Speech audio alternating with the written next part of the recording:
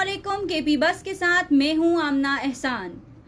आपको एक अहम खबर दे रहे हैं पेशावर से, जहां पाकिस्तान तहरीक इंसाफ के रहनुमाओं का प्रेस क्लब के सामने आज 5वें रोज भी महंगाई के खिलाफ भूख हड़ताली कैंप जारी है।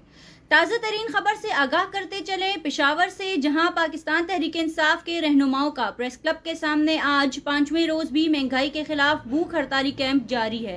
एहतजाज बिजली, गैस और आटे की बढ़ती हुई कीमतों और माशी इस्तेहसाल के खिलाफ किया जा रहा है। भूख हड़ताली कैंप में सूबाई वजीर खजाना और सेहत तैमूर सलीम झगड़ा समेत मुतअद्दिद रहनुमा शरीक हैं। सूबाई वजीर तैमूर सलीम झगड़ा का कहना है कि इम्पोर्टेड सरकार की कारस्तानियों से मुल्क दिवालिया होने के दहाने पर आ चुका है। इस वक्त विफाकी हुकूमत सूबाई हुकूमत के 233 अरब रुपए की मकरूज है। याद रहे कि PTI रहनुमाओं का भूख हड़ताली कैंप पिछले 4 दिन से जारी है। ये थी ताज़ा तरीन खबर। मजीद खबरों और उनकी अपडेट्स के लिए जुड़े रहिए KP बस के साथ।